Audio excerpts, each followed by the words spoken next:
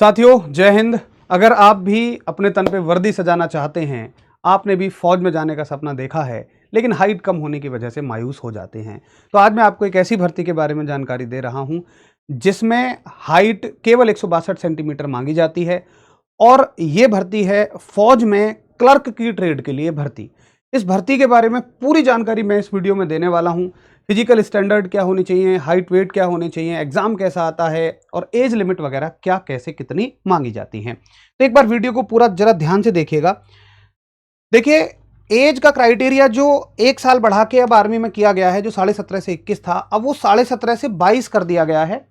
और अभी 2026 में मैं इस वीडियो को बना रहा हूं तो 2027 फरवरी मार्च के आसपास ये भर्ती आती है। तो 2027 के लिए एज का क्राइटेरिया मांगा जाएगा 1 जुलाई 2006 से 1 जुलाई 2010। अगर आप किसी और साल में इस वीडियो को देख रहे हैं तो उसी हिसाब से आप 1 साल इसमें बढ़ा सकते हैं। इसमें अनमेरिड मेल कैंडिडेट्स केवल अलाउड होते हैं, फीमेल अलाउड नहीं होती हैं। ना आपके शादीशुदा होने चाहिए और आप भारत के नागरिक होने चाहिए। क्वालिफिकेशन को थोड़ा सा ध्यान से देखिए। सबसे ज्यादा क्वालिफिकेशन में बच्चे क्लर्क में ही बाहर होते हैं, या वो फॉर्म तो भर देते हैं लेकिन बाद में उन्हें पता चलता है कि मैं तो इसका पेपर ही नहीं दे सकता। क्यों? सुनिए। देखिए, यहां लिखा हुआ है कि क्लास 12वीं आप पास होने चाहिए, चाहे आप किसी भी स्ट्रीम से हो, एनी स्ट्रीम से हो। एनी का मतलब आर्ट्स हो गया, कॉमर्स हो गया, साइंस हो गया, कोई भी स्ट्रीम आपके पास हो तो आप फॉर्म भर सकते हैं।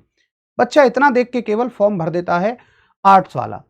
सबसे ज्यादा समस्या इसमें आर्ट्स वाले बच्चे को आती है। वो ये नहीं देखता है कि उन्होंने ये भी कहा है कि आपके पास में इंग्लिश होनी चाहिए। ठीक है, आर्ट्स वाले बच्चे के पास इंग्लिश है, कॉमर्स वाले साइंस वालों के पास तो है ही। और ये जो 3 सब्जेक्ट दिए हुए हैं ना, इन 3 सब्जेक्ट में से कोई एक सब्जेक्ट होना चाहिए। मैथ्स है, अकाउंट्स है, बुक कीपिंग है। साइंस वाले के पास मैथ्स होगा, कॉमर्स वाले के पास दोनों होते हैं, मैथ्स भी अकाउंट्स भी। लेकिन बुक कीपिंग सब्जेक्ट जो है ना, इसका तो शायद नाम ही आप पहली बार सुन रहे होंगे। ये सब्जेक्ट बहुत सारे जिलों में होता है, बहुत सारे जिलों में नहीं होता है। आप जानते होंगे कि जिलेवार कुछ विषय अलग अलग होते हैं। जैसे आपने सुना होगा, कहीं उर्दू है, कहीं संगीत है, कहीं पर चित्रकला है। इसी तरह से ये एक सब्जेक्ट है बुक कीपिंग। ये बहुत सारे जिलों में आर्ट्स वाले बच्चों को मिलता है, बहुत सारे जिलों में नहीं मिलता है। बहुत सारे स्कूलों में होता है, बहुत सारे स्कूलों में नहीं होता। मैं कहूं तो ज्यादातर स्कूलों में ये सब्जेक्ट नहीं होता है, बुक कीपिंग। तो आर्ट्स वाले बच्चे के पास ना तो मैथ्स होगा, ना अकाउंट्स होगा, ना बुक कीपिंग होगा, तो वो इलिजिबल नहीं होता है, वो योग्य नहीं हो जाता है। इसलिए ध्यान रखना, आर्ट्स वाले बच्चे केवल क्लर्क में फॉर्म भरने का तब ही सोचें जब उनके पास इंग्लिश और इन तीनों सब्जेक्टों में से कोई एक होना चाहिए।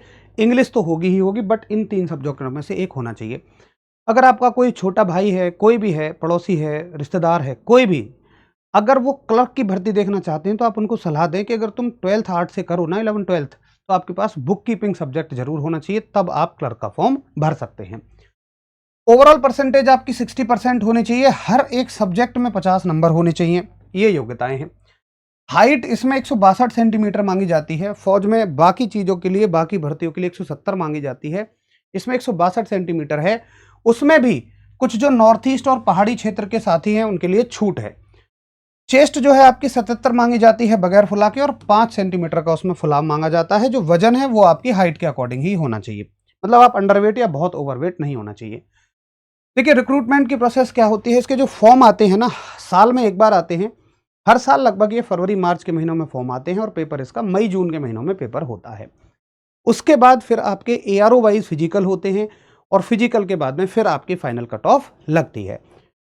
इसके फिजिकल 2 बैचेस में होते हैं पूरे देश भर के। कुछ एआरओ की फिजिकल पहले बैच में, कुछ एआरओ के फिजिकल दूसरे बैच में।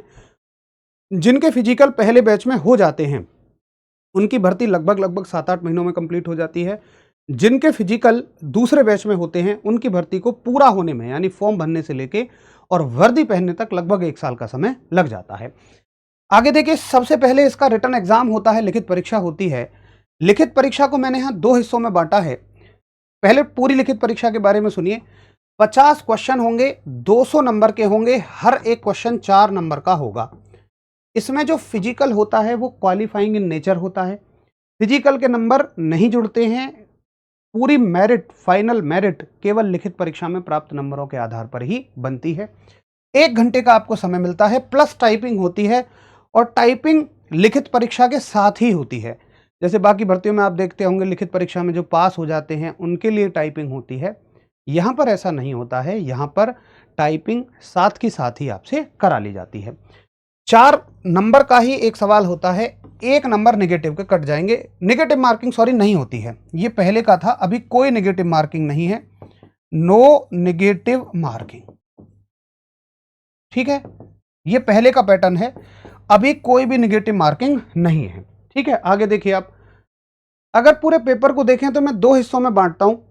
एक हिस्से में जीएस है, मतलब जनरल नॉलेज है, जनरल साइंस है, मैथ्स है, कंप्यूटर है, इनके ये सवाल हैं, हर एक क्वेश्चन 4 नंबर का। तो आप देखेंगे कि 25 सवाल हो जाएंगे। 25 सवाल 4 विषयों से मिलाकर आते हैं और अकेले 25 सवाल इंग्लिश सब्जेक्ट से आते हैं। भाई इंग्लिश सब्जेक्ट से अकेले से 25 सवाल आते हैं, सोच सकते हैं आप। तो ये हो गए आपके 25 सवाल इंग्लिश के और 25 सवाल बाकी सभी विषयों के। तो इसमें सारा खेल इंग्लिश का है। जिसकी इंग्लिश पे थोड़ी सी अच्छी कमांड है, निश्चित तौर पर उसका सिलेक्शन इसमें होने से कोई नहीं रोक सकता, पक्का पक्का सिलेक्शन है।